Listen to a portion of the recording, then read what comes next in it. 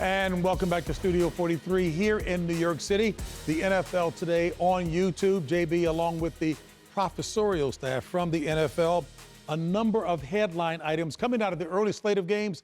Up first, the Pittsburgh Steelers, Bill, moving to 4-1 with that victory today. Yeah, a divisional game against Cleveland Browns, which historically has not always been a very close game. I just thought what they did today is they keep improving each week. I thought the ground game came out a little bit.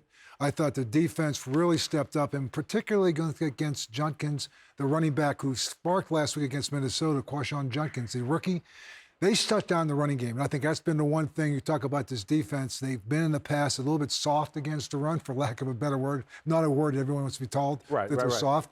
But this football team is going to get better. I think when you look at the veterans that they brought in, the Jalen Ramseys, the Darius Slays, the Juan Thornhills on that side of the ball, and then you talk about Aaron Rodgers and DK Metcalf, this team's going to get better in theory the more they play together. I think the biggest question you're going to have with them is being their health in December as they go into the playoffs. And I would just say along the way, counting snaps as you start to build this little bit of a lead, developing the people behind you and saving those legs so those players are fresh going in December, because in the past few years, we haven't had a healthy TJ Watt or Cam Hayward, or on the offensive side, even an identity. And I think keeping Aaron Rodgers upright right now is priority.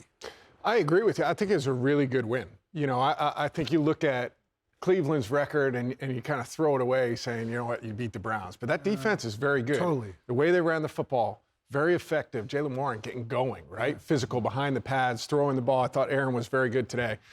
I think you got to toe the line of when do you start to rest? As we start to see separation in the North, right? You go Baltimore fall back to, I believe, 1-5 today. Cleveland in that same space. Cincinnati now on their third quarterback. What are they going to look like this afternoon?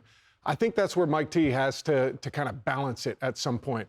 I think the foot has to be on the accelerator, though, as players, right? You can't be worrying about that. You've got to have the foot on the accelerator, try and create as much space as you can in that division at this point. But I'm with you. I think this team is going to continue to get better as the year gets on. We talk about all those veteran guys coming in. You expect them to perform at such a high level right away. It takes time. Yeah. And you're seeing it. You're seeing that constant improvement week to week. And we saw the young fella, Dylan Gabriel, on the other side. And, you know, the Pittsburgh Steelers defense, they were very adamant about how they wanted to heat up the young fella, you know, throw him right into the kitchen. If he's a young quarterback in this league, right away we're going to send blitzes. We're going to mix up the looks. We even at the snap of the ball, show them something different. And listen, they struggled to actually pick up some of these blitzes. There's a guy that you mentioned, Coach, Jalen Ramsey. And then here, you rush 4, you get to him quick.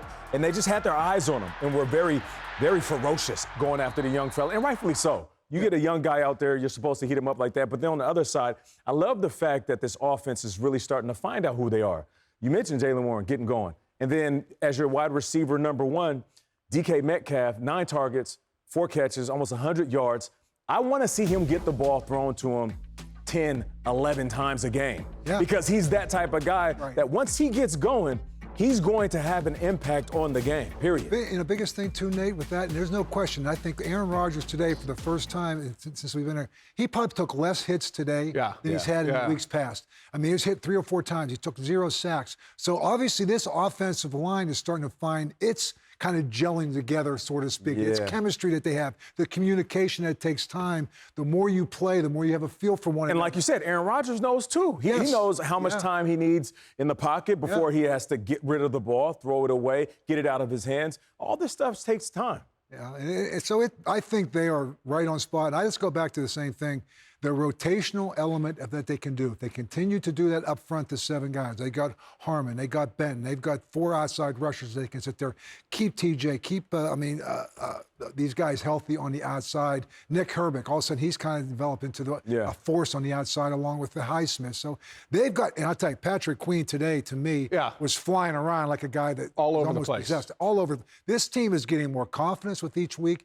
Again, trying to make sure they continue to keep everything in perspective, keeping everything just one time, stay in the now, one game at a time. A short week now, you're going against another divisional opponents in Cincinnati, and then you maybe have like a mini bye. But I think I go back to the same thing, rotation, making sure keeping these guys healthy, keeping Aaron Rodgers upright, developing other people along the way is going to play. And I know you mentioned it real quick, but, you know, Tomlin, being a guy that can bring different type of players, different types of personalities into the locker room. At the end of the game, I'm looking at Peppers, and I'm like, is that Jabril Peppers? Yeah, I forgot he was even there. Yeah. And he's on the field in moments that matter making plays.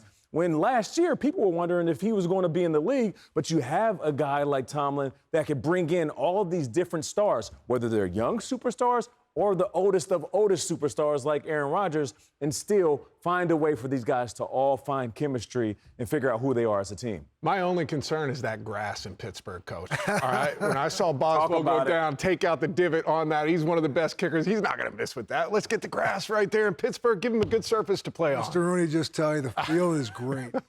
One last nugget for me as you guys continue to educate the public with this.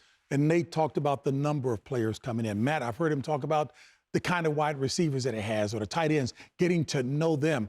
All of this is taking place on the fly with more than a half dozen new additions Good point, JB. to the Steelers, and they're getting it done while still winning and okay in the division so far. Just talk about the challenge from your various perspectives of that. It just reminds me, I go back, I don't know if it's the right analogy or not, but the New England Patriots used to get a bunch of guys at the end of their careers. You talk about Rodney Harrison, you talk about Randy Moss, you talk about Corey Dillon, Junior Seau. Yeah. These guys, they go up there because this is their last stop.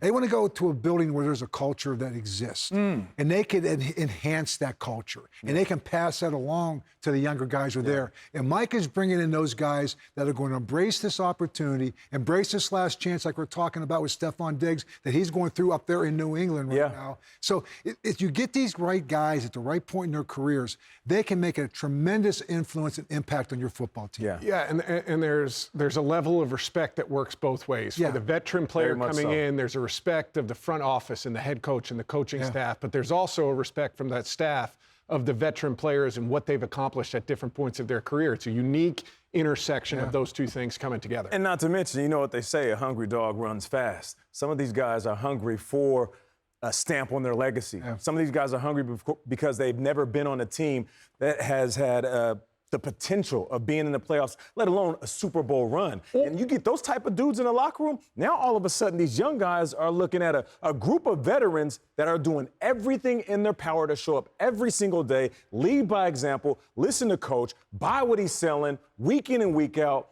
and these young dudes have no choice but to fall in line. Or they have had that. There you go. At different times in their career and gone somewhere else. Like a Darius Slay. Like an Aaron Rodgers, and realized it's not the same in other places that maybe you started with, but there is an understanding that Pittsburgh is built that way. Your window is closing, and you want to make the most of it. Yes. You know what? And I'm reminded of Cam Hayward when Aaron Rodgers was holding out.